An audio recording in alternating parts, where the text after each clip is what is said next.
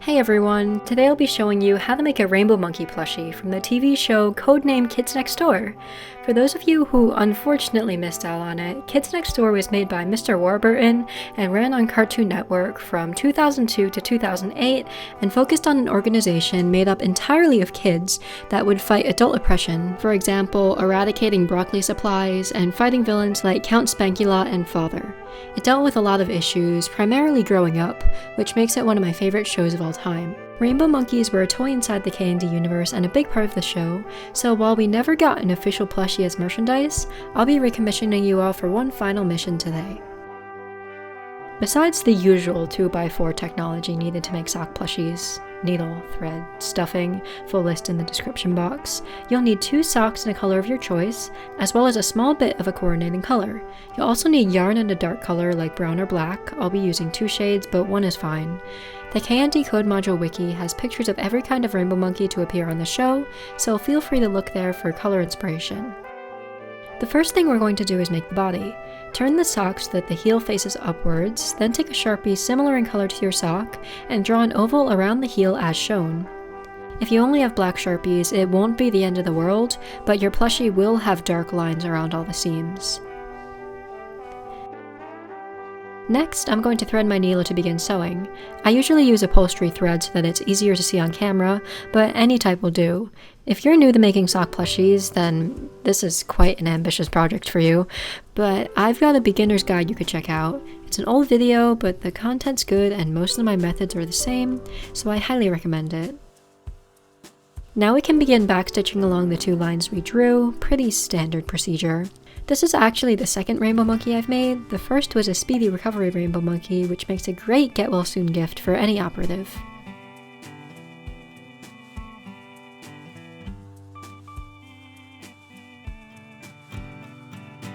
After you're done sewing and have knotted off your thread, you can cut around the shape with a 1/2 inch seam allowance, then clip a small slit in the center of the sock on the side opposite the heel. Hopefully that makes sense. Basically, we want the heel of the sock to be undisturbed. You can use this hole to turn the shape inside out and stuff it.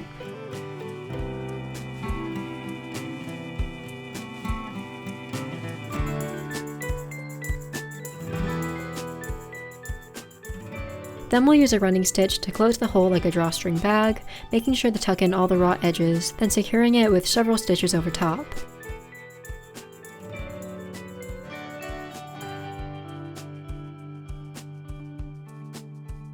Since this is a more advanced sock plushie, I'll be skipping over things like knotting off your threads and hiding the tails, so make sure you're solid on all the basic techniques. This is the shape you should end up with. It kinda looks like the top of a hamburger bun. Now we're going to start making the head. We'll be turning the toe of the sock that we cut off inside out, making sure the entire toe seam faces the same direction. This is so that we can put it squarely on the back of the head where it won't be as evident. Now you can draw a curved sewing line, preferably creating an oval slightly larger than mine.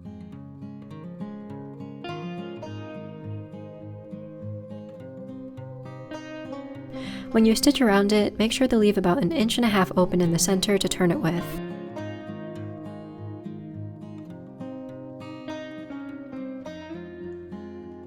Just like with the body, we'll be cutting it out, turning it inside out, and stuffing. If you guys like this video, I'd be glad to make plushies of the main 5 KND characters. The official plushies are extremely rare and very expensive, so it's likely that none of us will ever acquire one of them. It may be a little challenging, but we could try it together in a video. Since my head was a little small, I whip stitched it closed instead of doing the running stitch to try to preserve the shape.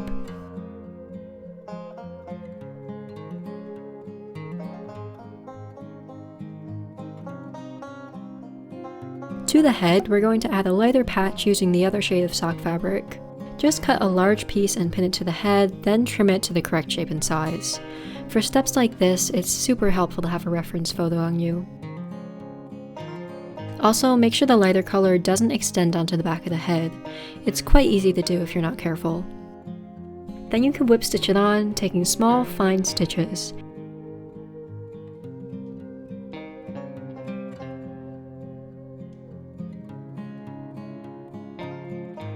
It should look something like this. we're going to do the exact same thing for the belly patch, of course using a much larger piece of fabric. Make sure you pin and sew it to the curved heel side of the body, not the flat back side.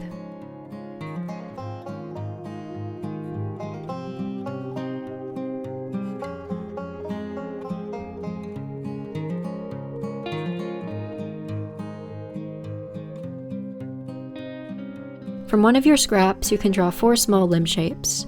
If you can't fit them all here, don't worry, there will be extra room on the second sock. Then we'll backstitch around all these pieces, then carefully cut them out.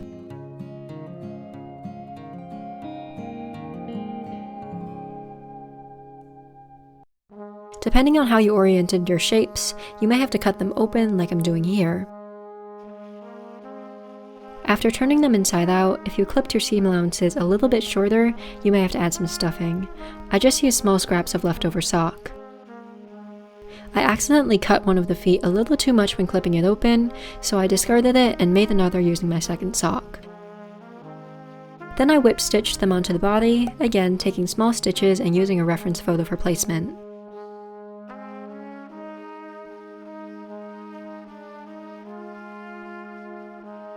Using the top of the sock at the cuff, we can trace 2 shapes for ears and stitch them just like the limbs.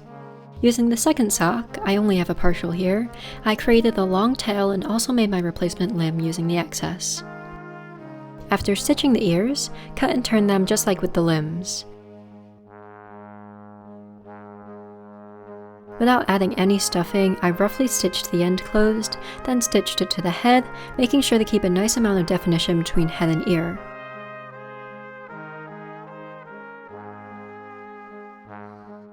After whip stitching all around, I just took a couple of stitches down the center of the ear to create the crease.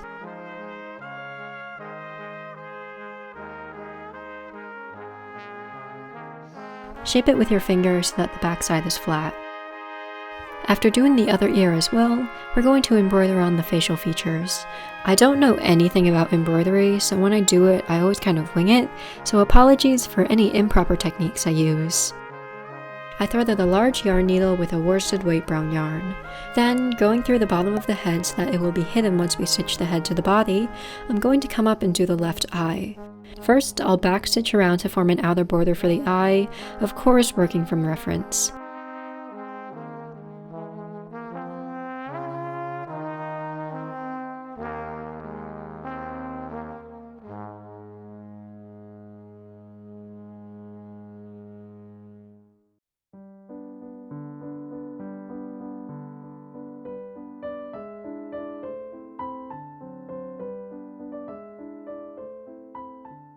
Then I stitched over the whole shape to fill it in.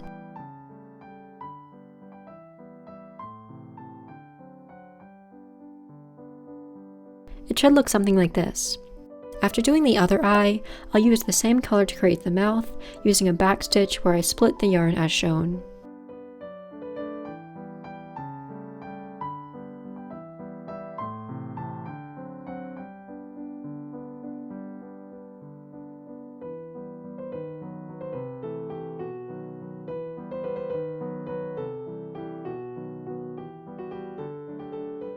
Using my second yarn color, I stitched a couple of times over the same place to create the nose.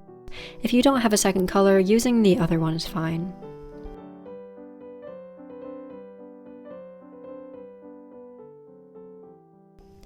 One of the final things to do is make the rainbow charm on top of the rainbow monkey's head. I'll start by needle felting a little bit of red wool into a strip, folding it onto itself to create a dense shape. This is the final piece we're going for.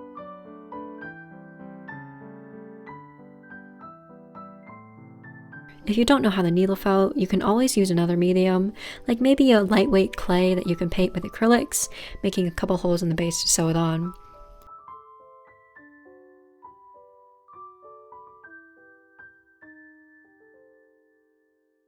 Anyway, after you've needle felted a little hot dog shape, you can start flattening it using a punch tool, or just a single needle if you don't have one.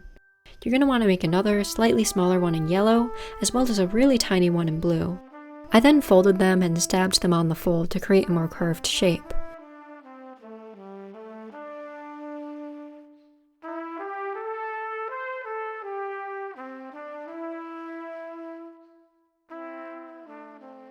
First, we're going to tack the yellow piece to the blue piece by simply stabbing them. Since we felted it pretty solidly, it's going to take a bit of time to make it secure.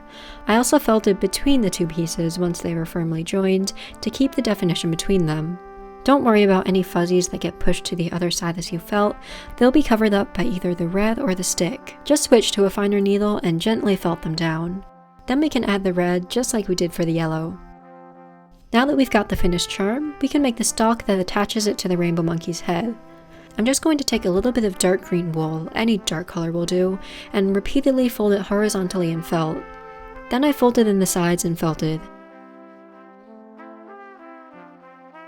After folding it horizontally one more time, I worked on making it cylindrical.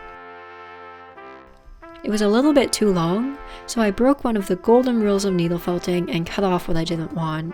Then I simply felted it to the rainbow.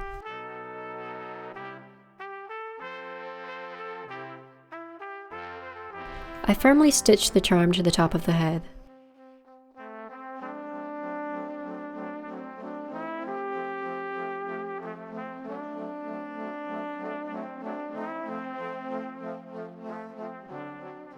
One more thing we need to do before finishing our plushie. We never finished the tail.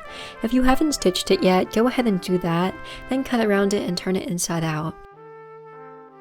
I tried to leave a large seam allowance to get out of stuffing it, but it didn't quite work, so I added a little bit of stuffing, trying to keep it as even as possible. Then I just stitched it to the back of the plushie, trying to blend it as well as possible to the body.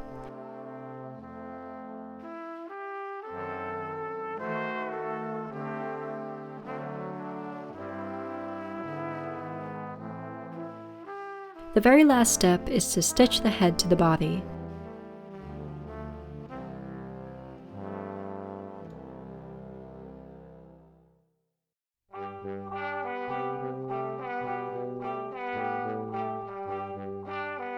With that, we're finished with our Rainbow Monkey plushie. Although it's quite a bit smaller than the plushies in the show, I'm really happy with how accurate it came out.